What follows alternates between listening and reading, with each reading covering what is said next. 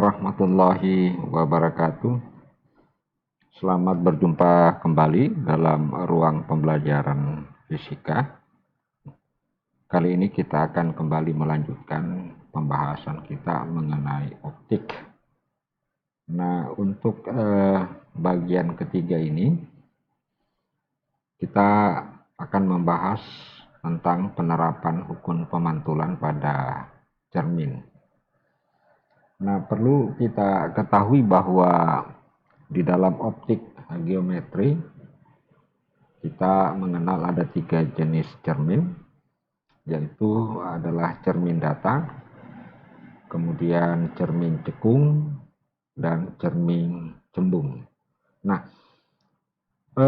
cermin ini memiliki salah satu sifat, yaitu dapat memantulkan cahaya yang datang pada cermin tersebut. Baik, nah sebelum kita lanjut ke pembahasan tentang penerapan hukum pemantulan pada cermin, maka terlebih dahulu ada beberapa istilah-istilah yang perlu kita ketahui, karena istilah-istilah ini akan banyak digunakan pada istilah cermin.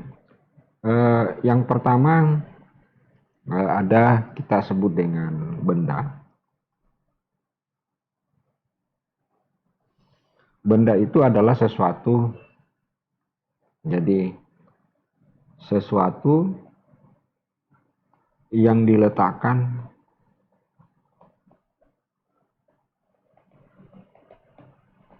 di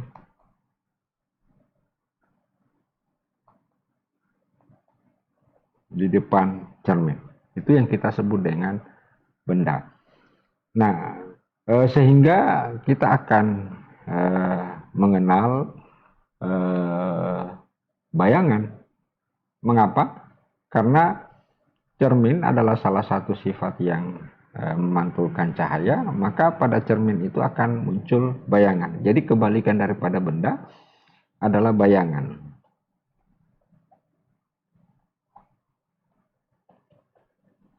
Jadi bayangan ini adalah replika. Jadi apa namanya? Istilahnya apalah replika dari benda. Nah, sifat bayangan suatu benda itu bermacam-macam, bergantung pada jenis cermin yang digunakan. Tetapi ada satu prinsip yang kita harus pahami di dalam istilah-istilah pada cermin. Bayang ini terbagi atas 2, ada disebut dengan bayangan nyata. Jadi bayangan nyata itu adalah bayangan dari suatu benda yang terbentuk di depan cermin. Itu yang kita sebut dengan bayangan nyata. Jadi biasa juga kita sebut dengan bayangan positif. Mengapa? Jadi bayangan nyata itu adalah bayangan yang terbentuk di depan cermin. Biasanya bayangan yang terbentuk di depan cermin itu tidak bisa kita lihat secara langsung, tetapi hanya bisa kita tangkap melalui layar. Itu adalah ciri-ciri daripada bayangan nyata. Jadi contoh sederhana, kalau kita bercermin pada cermin datar, maka bayangannya itu bukan di depan, tetapi justru dia berada di belakang cermin. Nah, kalau bayangan yang berada di belakang cermin, jadi ini yang disebut dengan bayangan maya. Jadi ini terbentuk di depan cermin dan ini terbentuk di belakang cermin. Nah, saya ulang sekali lagi bahwa bayangan nyata itu adalah bayangan yang terbentuk di depan cermin. Dalam percobaan, bayangan nyata ini tidak bisa kita lihat secara langsung, tetapi bisa kita tangkap dengan menggunakan layar. Nah, itu dapat ditangkap dengan layar karena berada di depan cermin. Tetapi bayangan maya adalah bayangan yang terbentuk di belakang cermin. Sehingga bayangan ini tidak bisa kita tangkap dengan layar, tetapi bisa kita lihat langsung melalui cermin tersebut. Jadi contoh yang sederhana, misalnya kalau kita bercermin pada cermin datar, maka bayangan tersebut bisa kita lihat di cermin yang ternyata berada di belakang cermin. Tetapi kalau kita pasang layar di belakang cermin, maka bayangan yang terlihat di cermin tidak bisa ditangkap dengan layar. Jadi ciri-ciri daripada bayangan maya terbentuk di belakang cermin dan tidak bisa ditangkap dengan layar. Itu adalah istilah benda. Nah, kemudian ada yang kita sebut dengan jari-jari.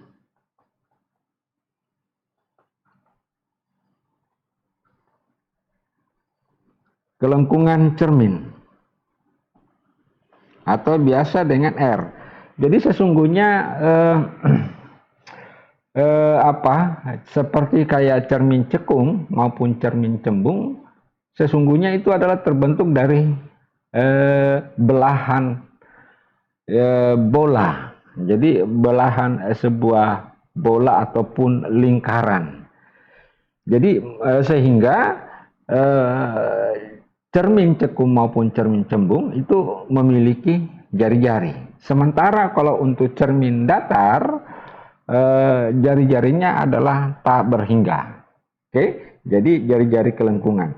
Nah, di samping jari-jari kelengkungan, kita mengenal juga ada yang kita sebut dengan fokus atau titik fokus. Jadi titik fokus ini adalah kedudukan atau tempat bayangan, jadi kedudukan atau tempat bayangan yang letaknya jauh tak berhingga. Jadi kalau misalkan ada sebuah bayangan, ada sebuah benda yang letaknya jauh tak berhingga, khususnya jadi fokus ini hanya ada pada cermin cekung maupun cermin cembung. Jadi misalnya saya ulang sekali lagi, misalkan ada sebuah benda yang letaknya jauh sekali, maka bayangan dari benda yang letaknya jauh itu akan terbentuk di titik fokus. Jadi dengan demikian bisa kita sebut bahwa titik fokus itu adalah tempat berkumpulnya bayangan-bayangan dari suatu benda yang letaknya jauh tak berhingga. Nah, istilah titik fokus ini sering juga disebut sebagai titik api. Jadi titik api, mengapa demikian dikatakan titik api? Karena misalkan kita memilih sebuah cermin cekung, kemudian kita arahkan ke matahari, maka ada pada satu titik, kalau kita letakkan kertas di situ pada jarak tertentu, maka kertas itu akan terbakar saking panasnya. Karena semua cahaya-cahaya matahari yang letaknya jauh tak berhingga akan berkumpul pada titik fokus. Nah, disitulah terbentuk kertas tersebut dapat terbakar. Nah, sehingga pada titik itu seringkali disebut juga sebagai titik api. Jadi ini istilah-istilah yang sering kita jumpai pada cermin. Nah, mungkin ini yang penting yang kita ketahui, istilah-istilah yang selalu ada pada cermin, seperti cermin cekung, cermin datar maupun cermin cembung. Nanti pada pembelajar pada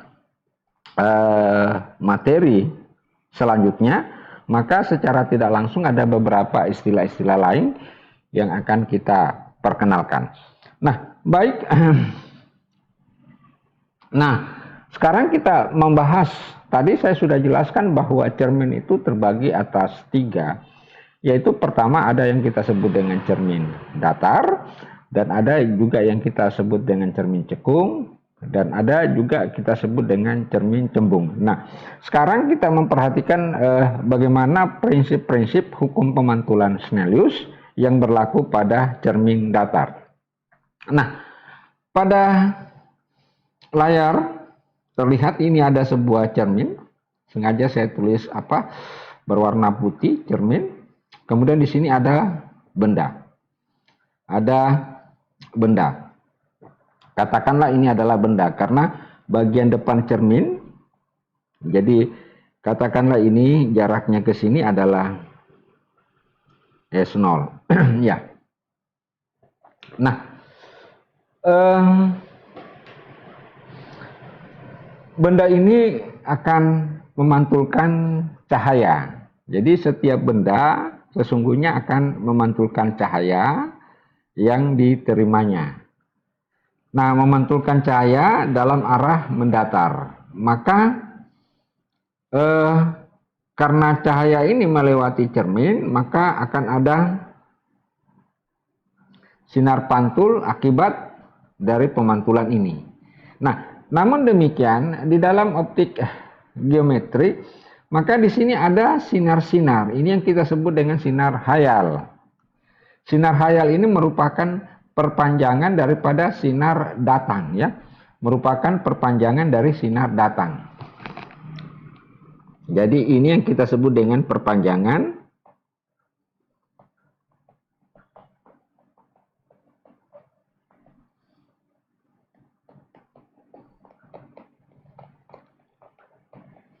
sinar datang. Nah, berikutnya karena setiap benda itu memancarkan ke segala arah sinar-sinarnya, maka misalkan ada sinar yang menuju ke pusat ini. Jadi ini yang kita sebut dengan garis normal ke titik sini. Maka sinarnya di sini akan dipantulkan, ya. Kalau yang pertama tadi yang sinar putih ini dipantulkan secara tegak lurus terhadap cermin, ya. Di sinar datang secara tegak lurus pada cermin datar, maka akan dipantulkan kembali. Nah, perpanjangan ini yang kita sebut dengan perpanjangan sinar datang. Nah, kemudian berikutnya ada sebuah sinar kembali kita arahkan ke titik sini, ya. Kemudian dipantulkan mengikuti prinsip hukum Snellius yang mengatakan bahwa sudut datang yang di sini itu sama dengan sudut pantul. Jadi ini namanya sudut datangnya dan ini adalah sudut pantul dan ini adalah garis normal. Nah, kemudian ada tarik di garis yang putus-putus yang berwarna kuning ini. Ini yang juga kita sebut perpanjangan. Ini yang kita sebut dengan perpanjangan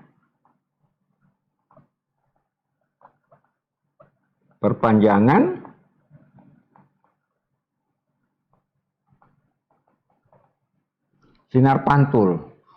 Ya, perpanjangan sinar pantul. Jadi ini juga kita sebut dengan perpanjangan, jadi ini bukan perpanjangan sinar datang, ya. Ini juga adalah perpanjangan sinar pantul. Jadi sama-sama. Nah, perpotongan antara perpanjangan, jadi bukan sinar datang di sini, ya. Saya hapus dulu. Saya salah. Yang ada perpanjangan sinar. Nah, karena kebetulan ada pantulan di sini, maka perpanjangannya ini adalah, jadi perpotongan perpanjangan sinar pantul jika ditarik titik garis ini, maka inilah yang membentuk namanya bayangan. Katakanlah S-aksen atau S-aksen, ya. Kita pakai istilah S-aksen. Nah, jaraknya ke cermin adalah S-aksen. Nah, coba kita lihat bahwa pada cermin datar itu ternyata bayangannya terbentuk di belakang cermin, ya. Terbentuk di belakang cermin. Sedemikian sehingga kita bisa katakan bahwa bayangannya ini adalah bayangan maya. Nah, salah satu ciri bayangan maya itu adalah selalu tegak lurus, tegak dengan bendanya. Jadi selalu tegak bersama dengan benda, tidak terbalik. Jadi ciri-ciri bayangan maya selalu tegak terhadap bendanya.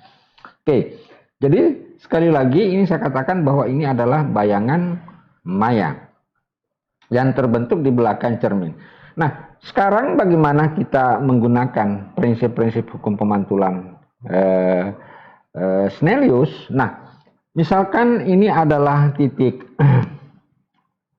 katakanlah ini titik O, ya, ini titik A, ini titik B, ini titik A aksen, ini titik B aksen. Nah, kalau kita perhatikan segitiga AOB, ya, kita perhatikan segitiga AOB, ya, itu sama saja dengan segitiga katakanlah ini AOB, ini katakanlah D, ya, titik D, sama dengan segitiga AOD, yaitu atau dengan kata lain bahwa theta 1 sama dengan theta 2 sesuai dengan prinsip hukum Snellius bahwa sudut pantul, sudut datang sama dengan sudut pantul. Nah, sehingga kita dapatkan bahwa tangens, jadi kalau saya tulis tangens theta 1 berarti itu tak lain sama dengan, ya, tak lain sama dengan AB, ya, tak lain sama dengan AB per OA. Nah, OA itu sendiri tak lain sama dengan S0. Nah, kita simpan sebagai persamaan pertama. Nah, selanjutnya kita akan memperhatikan bahwa sudut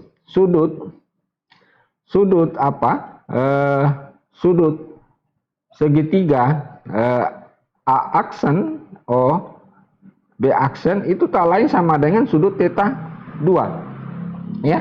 Mengapa sudut theta 2? Karena kalau misalkan ini ada sebuah garis yang lurus kemudian dipotong sejajar, maka theta sudut berseberangan ini sama dengan theta 2 karena sudut pantul berseberangan dengan theta 2. Jadi sudut theta 2. Jadi sama saja dengan theta 2. Dengan demikian kalau kita tulis tangen theta 2, maka kita dapatkan A aksen per B aksen per apa?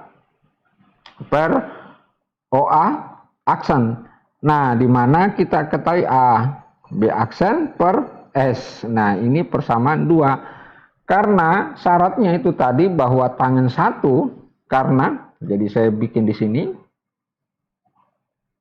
ya. Karena theta 1 sama dengan theta 2, maka tentu tangen theta 1 sama dengan tangen theta 2, ya. Jadi yang ini sama dengan ini, maka yang ini sama dengan ini, maka karena theta 1 sama dengan theta 2, maka A per B per S0 sama dengan A aksen per A aksen B aksen per S aksen, ya, per S aksen. Sehingga kita dapatkan A kali B AB per S0 sama dengan A aksen B aksen per S aksen. Nah, tentu kita ketahui bahwa AB itu sama, ya. Jadi tingginya ini sama, jadi AB sama dengan A aksen B aksen. Ya, itulah sebabnya pada saat kita bercermin, ya, maka tinggi badan kita, benda tinggi badan kita sama saja dengan tinggi bayangan. Dengan demikian bisa kita tuliskan bahwa jaraknya pun sama dengan, jadi saya tulis di sini, saya tulis saja di sini, ya. Ya, jadi karena AB sama dengan A aksen B aksen, ya, maka jarak benda ke cermin juga akan sama dengan jarak bayangan ke cermin. Sehingga kita tulisnya S0 sama dengan S aksen. Ya, S0 sama dengan S aksen. Nah, ada beberapa menuliskan di sini sama dengan minus, ya enggak apa-apa, silahkan. Karena sudah disepakati bahwa sesuatu yang berada di belakang diukur, jadi sesuatu yang diukur di belakang cermin itu adalah bernilai negatif. Tetapi secara kuantitas dapat kita katakan bahwa jarak benda sama dengan jarak bayangan. Nah, itu yang pertama. Kemudian berikutnya kita lihat lagi cermin lengkung. Nah, bagaimana di dalam cermin lengkung ada hal yang perlu kita buktikan, yaitu pertama R sama dengan 2F.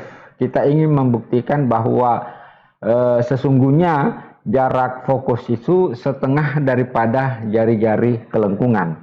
Dan tentunya untuk membuktikan itu maka kita menggunakan hukum pemantulan tentang Snellius. Nah, pada layar ada terlihat sebuah cermin cekung. Jadi yang berwarna putih ini adalah bagian cerminnya, sedangkan yang berwarna hijau itu adalah bagian belakang cermin cekung, ya. Nah, kemudian sekali lagi cermin cekung ini ada di titik ini. Katakanlah ini adalah kita menyebutnya sebagai R. R itu adalah jari-jari kelengkungan daripada cermin. Misalkan ini kita beri simbol adalah A, kemudian di sini ini yang kita sebut dengan jarak fokus, ya, F, dan ini adalah titik O. Oke, itu adalah titik O. Nah, kemudian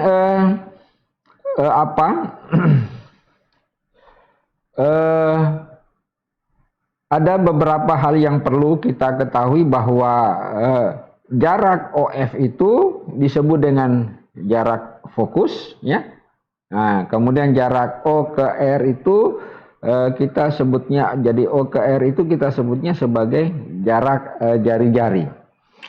Nah, misalkan ada warna sinar yang berwarna kuning ini sejajar dengan sumbu utama. Jadi bagian ini yang kita sebut dengan sumbu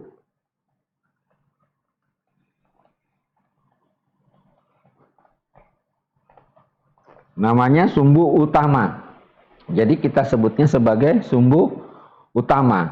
Nah, ada sinar datang tepat mengenai pada bagian cermin, ya. Tepat mengenai pada bagian cermin. Oke. Kemudian sinar ini dipantulkan melalui titik fokus. Mengapa dia melalui titik fokus? Sebagaimana yang saya kemukakan tadi, kalau sinar itu berasal dari benda yang jauh tak berhingga, atau dengan kata lain sejajar dengan sumbu utama, maka sinar itu akan dipantulkan melalui titik fokus. Nah, ini dia. Kita perhatikan yang berwarna kuning, dan contoh yang lain ini adalah berwarna putih. Sinar datang kemudian dipantulkan ke titik fokus. Ini juga sinar datang dipantulkan melalui titik fokus. Nah, kita tinjau dulu untuk satu sinar. Misalnya kita ambil sinar kuning. Jadi sinar datang kemudian dipantulkan menuju titik fokus. Nah, kalau kita menarik garis dari titik R ke titik di mana sinar datang berada, ya, ke titik sinar datang berada, maka ini yang kita sebut dengan garis normal untuk bidang lengkung. Jadi garis normal untuk bidang lengkung itu tak lain adalah jari-jarinya. Jadi tak lain adalah jari-jari. Jadi ini namanya garis normal untuk bidang lengkung. Nah, tentu kita sudah tahu bahwa ini adalah sudut datang dan ini adalah sudut pantul. Nah, dengan demikian dari hukum Snellius kita ketahui bahwa sudut datang sama dengan sudut pantul. Nah, selanjutnya coba kita lihat di sudut-sudut ini. Kita memperhatikan di bagian sudut ini, ya. Jadi ini adalah sudut yang dibentuk. Oke, coba kita lihat ini. Oke, coba lihat. Ini antara θ1 dengan yang ini adalah membentuk sudut berseberangan. Jadi ini sebenarnya adalah sudut berseberangan sama dengan theta K. Sudah bisa ya. Jadi sudut yang berseberangan itu adalah ini theta 1. Nah, oke. Nah, sekarang kita ingin mencari berapa besarnya sudut ini. Nah, tentu kalau ini kita cari besarnya sudut ini, karena sudut segitiga itu adalah 180, ya, jumlah sudut segitiga 180, maka sudut yang saya telah tandai ini itu sebenarnya 180 kurang theta 1. Jadi ini sama dengan 180 dikurang theta 1 ditambah K. Sudah bisa dimengerti ya. Karena jumlah sudut segitiga itu adalah 180. Nah, ini juga kita mau cari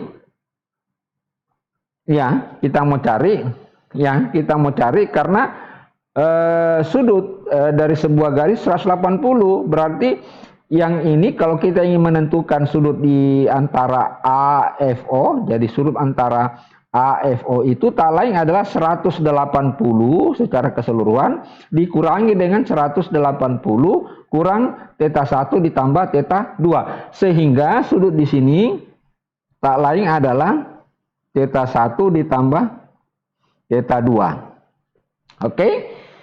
Ya. Oke, sudah bisa dimengerti ya. Nah, sekarang coba kita perhatikan ya. Anggaplah jadi anggap sudut theta 1 dan theta 2 kecil ya, sehingga berlaku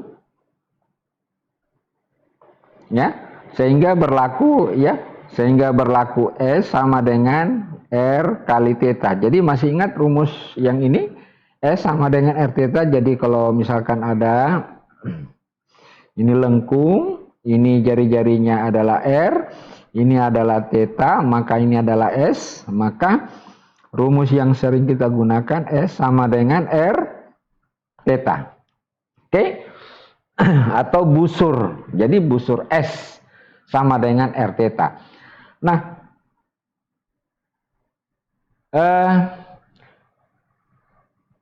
saya hapus dulu ini ya. Saya hanya ingin menunjukkan. Nah, sekarang kita lihat ada busur OA. Nah, busur OA ini terhadap sudut theta 1 ya. Dan ini adalah R, jari-jarinya adalah R ya. Jari-jarinya adalah R, sehingga kita dapatkan R kali theta 1. Nah, kita tulis persamaan pertama. Oke. Nah, busur OA juga, ini busur OA. Ini adalah sudutnya. Ya, tak lain adalah theta 1 ditambah theta 2. Jari-jarinya adalah panjang jarak fokus F, ya. Sehingga kita dapatkan F sama dengan theta 1 ditambah theta 2. Ini persamaan kedua, ya. Jadi coba saya ulang sekali lagi. OA itu jadi OA, ini busur OA dengan jari-jari R ya. Kemudian dengan menggunakan sudut theta 1 dengan berdasarkan rumus ini, maka kita dapatkan bahwa panjang OA itu tak lain adalah R dikali theta 1. Ini dia. Kemudian yang berikutnya OA juga itu tak lain adalah ini adalah R jarak fokus ya, membentuk jarak fokus ke sini sama dengan jarak fokus ini merupakan sebuah kelengkungan ya. Dengan tetanya sudutnya adalah theta 1 ditambah theta 2 sehingga kita dapatkan OA sama dengan F kali theta 1 theta 2. Nah, kalau kita perkurangkan ini maka ini kita dapatkan kita dapatkan 0. Kita dapatkan di sini adalah R theta 1 dikurang F karena theta 1 ditambah theta 2. Nah, karena hukum pemantulan Snellius mengatakan bahwa karena theta 1 sama dengan theta 2, maka ini bisa pindah ke sini, R theta 1, kemudian F ya. Ini karena theta 1 sama dengan theta 2, berarti kita bisa tulis 2 kali theta 1, sehingga theta 1-nya hilang, maka yang tersisa R sama dengan 2F. Maka terbukti bahwa sesungguhnya jari-jari itu tak lain adalah merupakan 2 kali daripada jarak fokus. Oke, nah itu yang pertama.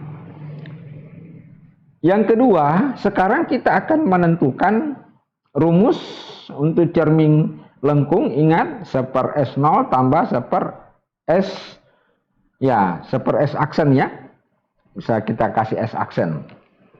Nah, itu yang kita akan buktikan kembali untuk menggunakan prinsip hukum-hukum Snellius tentang tentang pemantulan. Itu yang akan kita buktikan. Nah, pada layar setelah kita lihat, tetapi masih ada beberapa hal yang penting untuk kita berikan dulu penamaan. Misalkan ini adalah R ya. R itu adalah jari-jari, ini adalah titik fokus. Kemudian ini adalah O, titik O, katakanlah ini titik A ya. Kemudian ini adalah jarak benda, dan ini adalah bayangan, namanya bayangan atau B aksen. Nah, kemudian hal lain yang perlu kita ketahui bahwa jarak OF kita sudah ketahui sebagai jarak fokus ya. Kemudian OB aksen, karena ini adalah benda, maka ini adalah bayangan. Jadi ini sinar pantul, sinar datang. Ini bendanya, ini benda. Nah, dan ini adalah bayangannya. Katakanlah bayangannya di situ ya. Nah, berarti OB aksen itu adalah S aksen ya. Kemudian OR adalah R dan OB adalah S0. Nah, ini yang akan kita coba buktikan dengan menggunakan prinsip tadi. Nah, yang pertama kita harus perhatikan adalah sinar yang berwarna kuning. Jadi ini ada sebuah benda, kemudian memantulkan cahaya sampai ke titik A, kemudian dipantulkan. Ya, katakanlah jadi ini pemantulannya ini tidak seperti tadi, tetapi dipantulkan sedemikian rupa di titik sini ya. Jadi sinar yang kalau yang pertama tadi itu sinar, coba saya buka. Kalau ini sinar datangnya ini adalah sejajar dengan sumbu utama, maka dipantulkan melalui titik fokus. Nah, tetapi yang di sini sinar datanya tidak sejajar dengan sumbu utama. Sinar datanya berasal dari titik benda, terus tiba di permukaan cermin cekung, kemudian dipantulkan. Nah, hukum pemantulannya itu berdasarkan prinsip Snellius, di mana pada titik ini kita tarik sebuah garis yang namanya jari-jari, tak lain juga adalah garis normal untuk kelengkungan, maka sinar yang dipantulkan ini sedemikian rupa sudut datangnya sama dengan sudut pantul. Jadi ini misalkan di sini adalah theta 1 dan di sini adalah theta 2 ya. Sudut datanya sama dengan sudut pantul. Ini adalah theta 2. Ini oke, theta 2. Nah, setelah itu kita harus mengetahui, menghitung berapa besar daripada sudut-sudut antara BAR demikian pula ABR, dengan pula ABO, demikian pula ARO. Nah, sudut-sudut itu yang harus kita tahu. Oleh karena itu sebagai bantuan, maka terlebih dahulu kita misalkan di sini adalah sudut alfa. Oke. Nih, oke, sudut alfa ya. Maka kita bisa ketahui sudut yang ini ya. Nah, saya tulis di sini saja.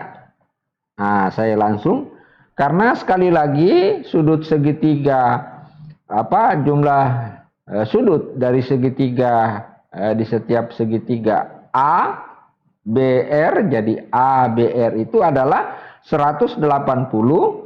Jadi kita tulis di sini 180 dikurang alfa ditambah theta 1. Oke? Udah bisa dimengerti ya?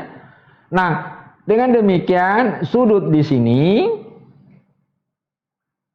ya, sudut di sini, jadi sudut di sini tentu sama dengan 180 dikurang ini. Jadi sudut yang di sini sama dengan 180 dikurang alfa ditambah theta. Sehingga kalau itu yang terjadi, maka sehingga sudutnya adalah alfa theta 1. Untuk di sudut di titik sini ya. Oke? Ya. Nah, kelihatannya gampang sekali untuk bisa mengetahui bahwa untuk mengetahui ini alfa ditambah theta 1. Berarti di sini yang berseberangannya alfa theta 1. Nah, kalau yang di sini sudutnya sini alfa ditambah theta 1, kemudian sini theta 2, maka pasti di sini juga sudutnya adalah alfa ditambah theta 1 ditambah theta 2 ya. Sudutnya alfa, jadi sudutnya itu tak lain adalah alfa ditambah theta 1 ditambah theta 2. Jadi sekali lagi saya ulang, ini sudut segitiga, misalkan ini adalah theta 1, ini misalkan kita tulis adalah alfa. Maka sudut yang di sini itu adalah, karena sudut segitiga adalah 180, maka sudutnya di sini adalah harusnya 180 jumlah keseluruhan sudut dikurangi dengan alfa ditambah theta 1 ya. Sehingga sudut yang di sini sama dengan 180 kurang alfa ditambah theta 1. Kemudian sudut di sini, karena sudut untuk setengah lingkaran atau garis itu adalah 180 juga, maka karena sudah ditentukan di sini adalah 180 kurang alfa tambah theta 1, maka yang di sini adalah 180 dikurang yang ini ya, dikurang dengan yang ini. Tentu 180 dikurang dengan 180 kurang alfa ditambah theta 1, maka hasilnya alfa ditambah theta 1. Jadi ini theta 1 ya. Nah, alfa ditambah theta 1. Nah, kelihatan sekali dari kalau kita perhatikan di sini ada kecenderungan bahwa untuk menentukan sudut di sini maka cukup kita ketahui di sini kalau di sini alfa, di sini theta 1, maka yang di sininya adalah alfa ditambah theta 1. Dengan demikian, kalau di sininya kita mau ketahui, sementara ini diketahui sama dengan theta 2, dan di sini alfa ditambah theta 1, maka di sini tentu adalah alfa tambah theta 1 ditambah theta 2. Itu yang penting untuk kita ketahui. Oke, selanjutnya. Nah, kita perhatikan untuk Untuk sudut alfa, seperti halnya tadi bahwa OA itu ya, OA itu coba kita perhatikan. OA itu tak lain sama dengan kalau kita mengambil ini segitiga ABO. Berarti jari-jarinya ini panjangnya yaitu sama dengan S0 ya. S0, jadi ini jari-jarinya S0, jadi panjangnya ini adalah S0. Tentu kita tulisnya S0 dikali alfa ya. Karena sudutnya ini adalah alfa. Oke, sudah. Nah, OA itu juga bisa kita dapatkan. Nah, OA itu juga bisa kita dapatkan untuk sudut alfa ditambah theta. Ini dia, alfa ditambah theta. Tetapi yang menjadi jari-jarinya adalah ini, titik ini, tak lain adalah R. Ya, titik ini adalah R. Yaitu sama dengan R, kita tulis alfa ditambah theta. Kemudian yang berikutnya yang ini lagi. Untuk OA itu sendiri, ya, OA itu sendiri itu sama dengan jari-jarinya itu adalah F, ya, F ini adalah sorry, bukan F ya, tetapi S aksen. Jari-jarinya adalah S aksen karena ini B aksen berarti S aksen. Tentu di sini adalah alfa ditambah ini kita tulis saja theta 1 alfa ditambah theta 1 ditambah theta 2. Nah, karena theta 1 sama dengan theta 2, kita beri saja simbol theta, ya. Kita beri saja simbol theta, maka kita bisa tulis ulang ini. Ya, kita bisa tulis ulang OA ini sama dengan S0 kali alfa, ya. OA sama dengan S0 kali alfa. Oke. Atau bisa saya tulis ini alfa sama dengan OA per S0. Oke. Kemudian di sini juga OA sama dengan R alfa ditambah theta. Di sini juga OA sama dengan S aksen alfa ditambah 2 theta. Kenapa 2 theta? Karena theta 1 sama dengan theta 2. Nah, katakanlah ini persamaan 2, ini persamaan 3. Dan ini yang satu ini persamaan 1. Oke. Nah, kita perhatikan di sini alfa. Alfa itu tak lain adalah OA dibagi S0. Nah, alfa ini bisa kita substitusi di persamaan 2 untuk alfanya. Dan bisa kita substitusi di persamaan ketiga, ya, untuk alfa yang ada pada persamaan 3. Sehingga kalau kita substitusi itu tadi, maka kita dapatkan seperti ini. OA yang pertama tadi adalah, sorry saya mau buka dulu. R ya. Tentu R. Nah, kalian tadi ya, OA per S0 ya. OA per S0. Nah, ini OA per S0. Jadi alfanya ini yang kita ganti. OA per S0 kemudian ditambah theta ya. Kemudian yang berikutnya lagi OA sama dengan F ya. Nah, coba kita lihat. Ini kita ganti bukan F ya. S aksen alfa ditambah 2 theta. Jadi bukan F, tapi S aksen. Jadi kita tulisnya S aksen OA per S0 ditambah 2 theta. Oke? Ya. Ya, ditambah 2 theta. Atau bisa saya tulis begini, ditambah 2 theta. Oke. Nah, bisa kita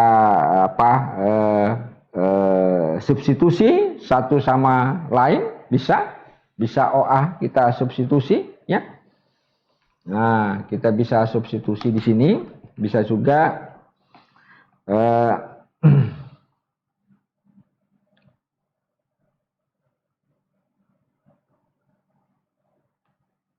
ya, ini bisa kita tulis begini ya. Saya tulis begini dulu, OA per R ya.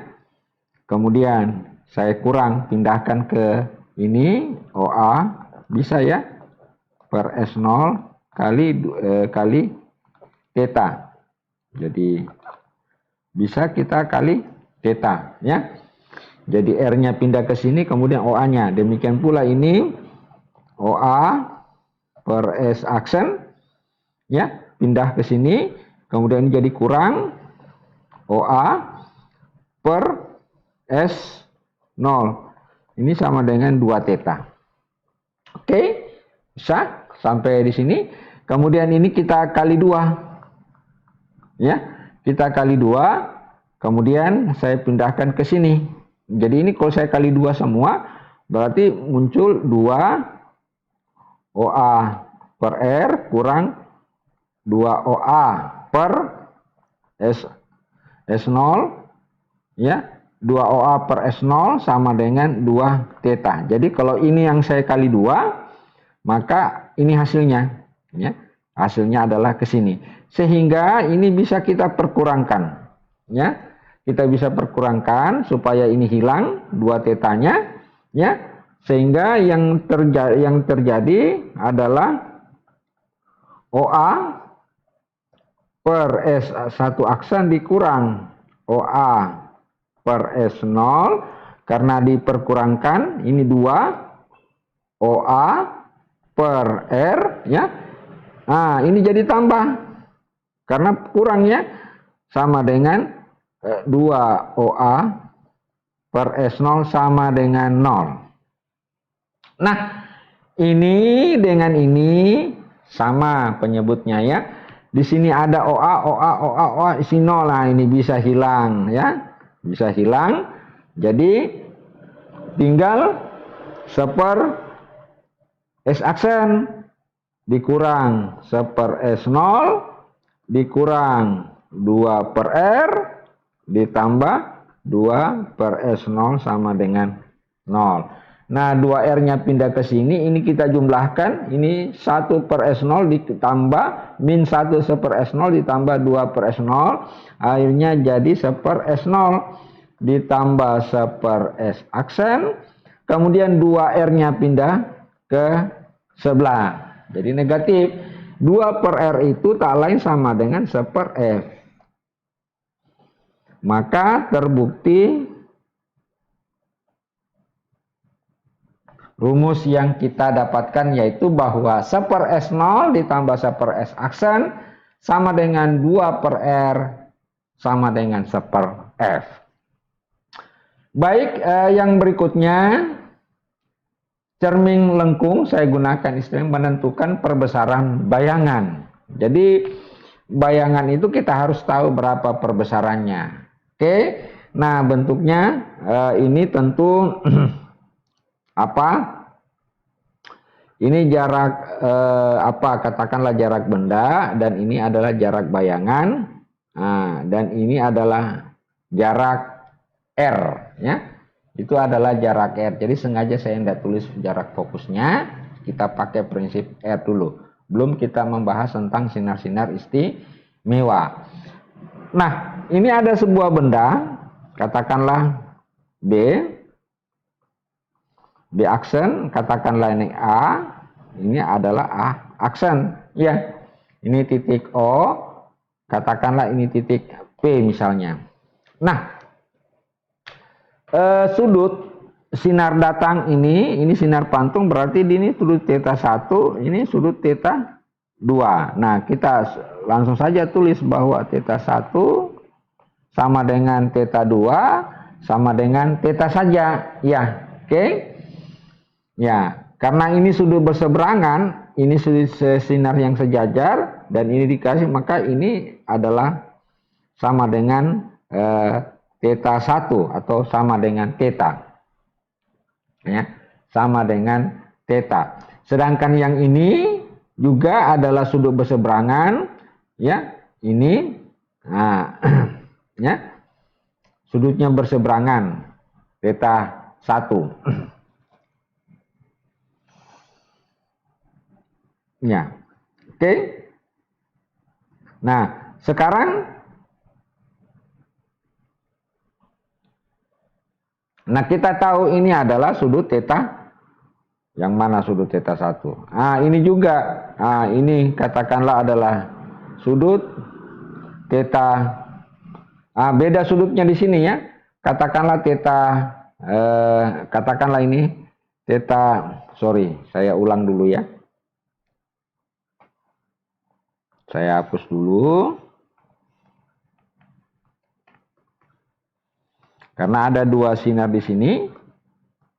Jadi cukup sinar yang ini yang kita gunakan, yang berwarna kuning. Nah, ini sudut datang adalah theta, dan ini adalah sudut pantul juga adalah sama saja dengan istilah theta. Oke? Nah, sekarang kita lihat apa namanya, perbesaran. Kita dapatkan bahwa tangens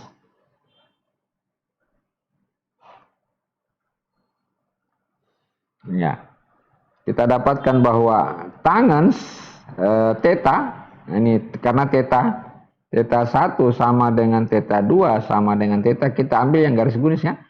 Tangens theta itu, nah untuk yang ini dulu tentu adalah panjang AB dibagi dengan panjang, katakanlah ini O, panjang dengan OB, di mana AB kita tulis AB ya, AB itu sedangkan OB itu tak lain adalah S0.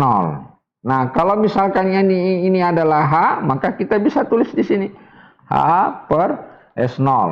Oke, kemudian tangens theta 2 ya, kita sudah tulis tangens theta ini, berarti ini kan panjangnya adalah S aksen ya, S aksen. Ini S aksen, S aksen panjangnya, karena ini jarak benda, jarak bayangan. Tentu kita dapatkan misalkan ini adalah H aksen, maka kita dapatkan A aksen, B aksen ya. Nah, dibagi dengan ini, panjangnya adalah O, ini B aksen di sini ya, B aksen, O, B aksen, atau kita bisa tulis A aksen, B aksen per S aksen, atau sama dengan H aksen per S aksen. Ya, oke. Nah, karena ini sama, maka bisa kita menuliskan H per S0 sama dengan H aksen per S aksen.